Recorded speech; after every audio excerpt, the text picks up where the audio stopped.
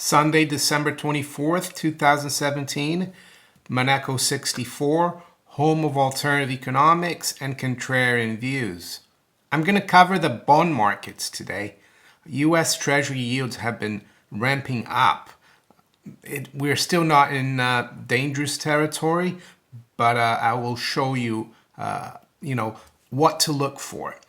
My background is in the bond markets. I worked as a futures and options broker for over 20 years in London, and my core market coverage was bonds and interest rates, and I advised and traded for, executed orders for institutional clients, not private clients. So yeah, the bond markets are very important. It's the biggest market in the world. It's not the stock market. And why are bond prices or bond yields so important? Because they determine the price of money, especially the U.S. 10-year yield, the 10-year note yield. That's considered the risk-free rate of return.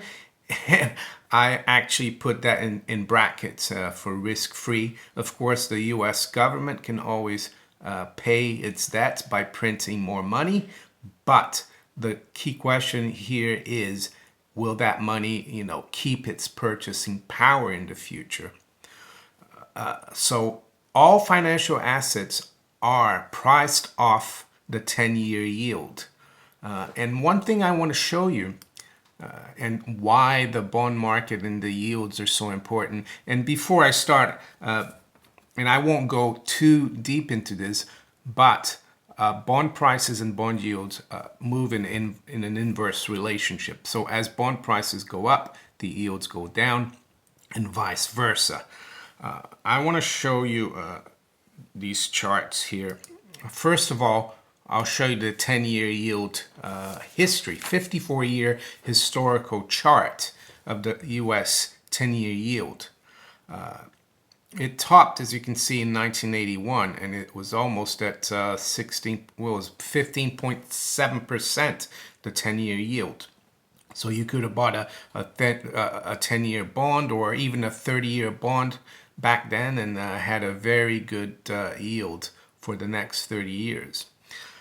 And the interesting thing about this chart is that you've had lower highs and lower lows in the bond yields, as you can see. Lower lows, lower highs. And now we're getting to a point where this trend could turn. And I would venture to say that the move higher could be a lot quicker and less gradual than what we've seen since 1980. And why do I say that? Well, I think it's because of leverage. These bond markets, they're highly leveraged. Just like precious metals, there's a lot of manipulation. There's a lot of, well, in precious metals, there's a lot of paper gold, and I guess treasuries are paper, but there's a lot of a mountain of over-the-counter and exchange-traded derivatives for bond markets. And usually these derivatives and paper assets, they're usually leveraged. People don't have to, investors don't have to put down 100% of the notional amount they control. And that's why I think the turning could be very nasty. So I want to go back to June 2012. You can see in the chart here, that was at the time a low of 1.46% in the 10-year yield. And then we rebounded and we went back up to 302 in December 2013. Of course, that was a lower high, lower low as well at 146. And then in July 2016, we actually broke the 146 on the downside, and we hit a new all-time low of 1.375, roughly around that level. On the chart, like longer-term chart like this, it looks like a double bottom. Technically, it isn't because the yield went a little bit further down, but one could argue it's almost like a double bottom, but it was a lower low. See right now, We are at, we closed just below 2.5% last Friday. We've gone up from 205, which was a recent low here, medium-term low, in the beginning of September, and we've gone up all the way to almost 250. I think the high last week was just around 250. So it's starting to move up again, this 10-year yield. The key levels here are, you can see in the beginning of 2017, there's two tops. They're just around 260, 263 yield. And I think we're going to go test this very, very soon. I think in the beginning of the year, we're going to see that tested. And if we break through 263 very easily, look at the that December 2013 high at 302. That's on the left-hand side of the chart. That will be, that could go there very quickly because we break 263.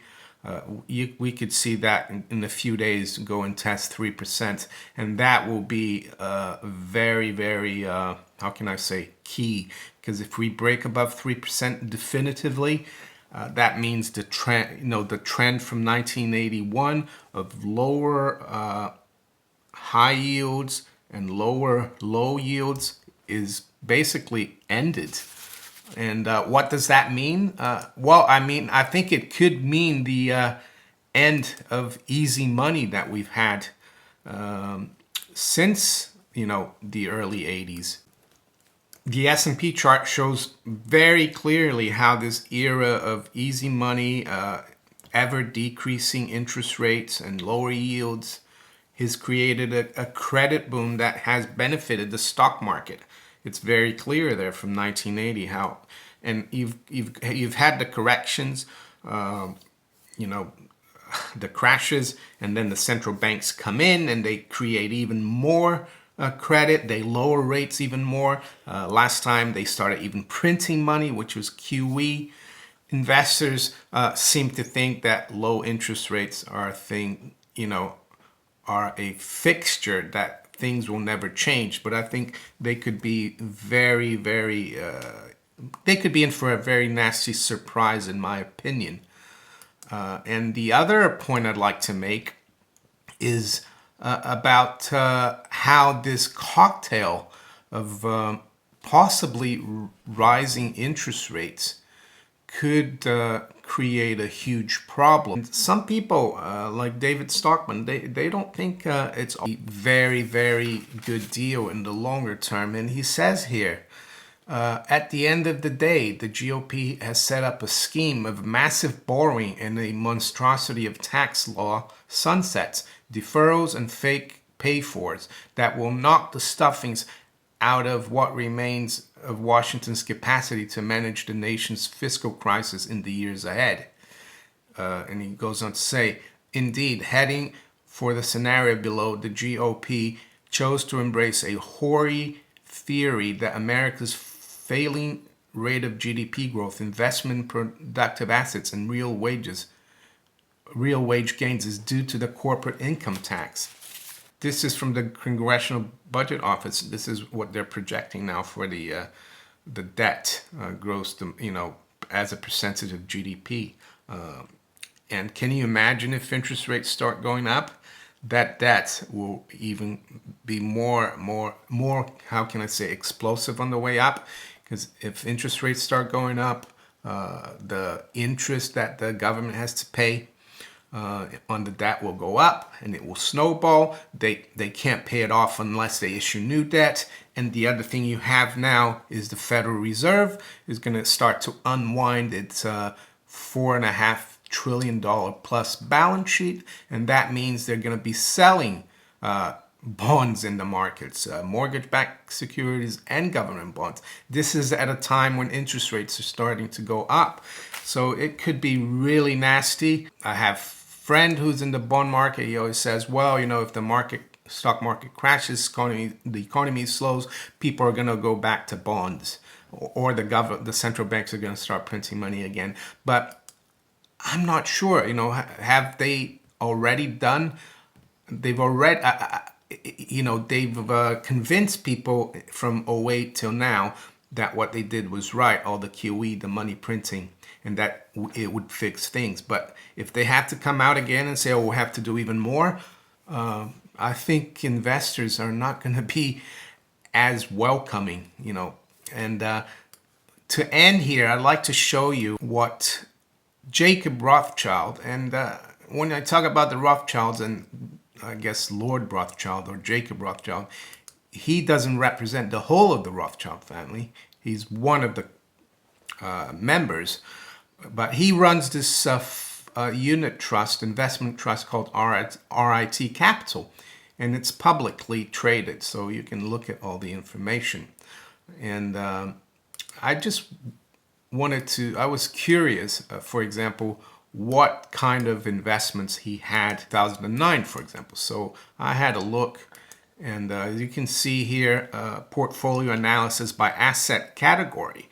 And it goes on to say March, this is from March 2009, government securities, which is government bonds. Almost 30% of the fund was in government bonds. And I remember at the time, I think his cousin, I think Evelyn the Rothschild, he was on CNBC maybe a year later or around that time with Maria Bartiromo. And I remember that interview, and he said, yeah, I own gold bars are interesting to own, but I would own government bonds. They're safe. That was 2009. Now, you look at 2017, this is from June. So net asset value by asset category. Government bonds, 0%. There's been a lot of people calling for a bond market crash and also bear market, but these things take time. I think everything is set up for a move higher in yields, which would bring down bond prices. To end it all, I like to just show you a chart here of the value of one gold mark per paper marks or Reichsmarks back in the, you know, just after World War I and in the beginning of the 20s and during the Weimar hyperinflation. One could argue that we could be just in the beginning, you know, if we get paper assets, government bonds crashing, interest rates going up sharply. People are going to get away from paper. I think they'll go into gold. You can see here, the gold mark was actually a coin.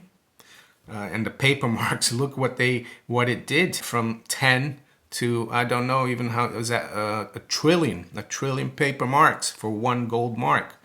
And I think that number probably was even higher. You could say that was a bubble in gold marks.